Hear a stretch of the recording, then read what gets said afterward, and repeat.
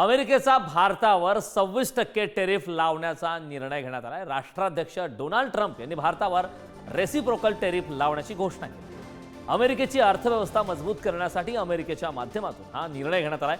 Bharat American उत्पादनावर 52% tariff लावतो, म्हणून अमेरिका निम्मा टेरिफ आकारणार। चीनवर 34%, युरोपियन युनियनवर 20% आणि दक्षिण कोरियावर 25% टेरिफ आकारण्याचा निर्णय घेण्यात आलाय। या संदर्भात आंतरराष्ट्रीय अभ्यासक शैलेंद्र देवळानकर यांच्याशी बातचीत केली आमचे प्रतिनिधी ज्ञानेश्वर चोथमले। आंतरराष्ट्रीय अभ्यासक शैलेंद्र देवळानकर सर आपल्यासोबत आहेत। सर, अगदी सुरुवातीला तर टॅरिफ कर म्हणजे काय आणि त्याचा कसा परिणाम होऊ शकतो भारतावर आणि जागतिक पातळीवर? डोनाल्ड ट्रम्प यांनी जी घोषणा केलेली ही प्रामुख्याने रेसिप्रोकल टेरिफ अरेंजमेंट त्याला असं ते म्हणतात।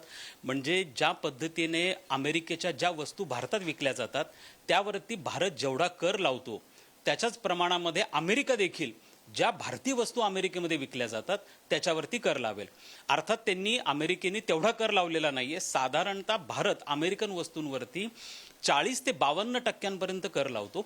त्याच्या तुलनेमध्ये अमेरिकेने जी आज घोषणा केलेली ट्रम्प यांनी ती 26% टेरिफ हा लावला जाईल। प्रामुख्याने जर आपण विचार केला तर ह्या 26% जी टेरिफ आहे त्याचा आपल्यावरती बसणारा फटका हा साधारणतः $7 अब्ज असेल असं आपल्याला सुरुवातीला तरी म्हणता येईल।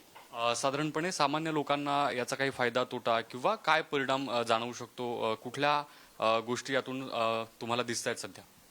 मला असं वाटतं की सामान्य लोकांवरती त्याचा यासाठी परिणाम होणार नाहीये की जरी भारताने भविष्यामध्ये काही गोष्टींवरती इम्पोर्ट ड्युटी अमेरिकन प्रोडक्ट्सवरची कमी केली, फॉर एक्झाम्पल जर आपण ऑटो इंडस्ट्रीमध्ये इम्पोर्ट ड्युटी कमी केली तर टेस्लाच्या गाड्या भारतात विकल्या गेल्या, हार्ले डेव्हिडसन मोटरसायकल भारतात विकली गेली, तरी देखील सर्वसामान्य लोक हार्ले डेव्हिडसन मोटरसायकल घेणार नाही किंवा टेस्लाची कार घेणार नाही की जिचे ऑन अँड ॲव्हरेज किंमत ही 30 ते 35 लाखांच्या घरात असेल। हार्ले डेव्हिडसन जरी 100% इम्पोर्ट ड्युटी डाऊन केली तरी 5 ते 6 लाखांच्या घरात ती बाईक मिळेल। त्यामुळे मला असं वाटतं की भारताने या वस्तूंच्या विरुद्ध जो कर लावलेला होता हा प्रामुख्याने लक्झरी टॅक्स होता। त्यामुळे मला असं वाटतं की सर्वसामान्यांच्या जीवनावर त्याचा परिणाम होणार नाही। मात्र जे जेम्स आणि ज्वेलरीमध्ये काम करतात, त्याचप्रमाणे जे ऑटो इंडस्ट्रीमध्ये काम करतात, फार्मास्युटिकलमध्ये जे काम करतात, त्यासाठी अमेरिका ही मोठी मार्केट असल्यामुळे त्या सेक्टरवरती काही प्रमाणात त्याचा परिणाम नक्की होऊ शकतो। मात्र एक गोष्ट लक्षात ठेवणं गरजेचं आहे की ही जी डोनाल्ड ट्रम्प यांची घोषणा आहे ही त्यांनी एक पद्धतीची दिलेली धमकी आहे।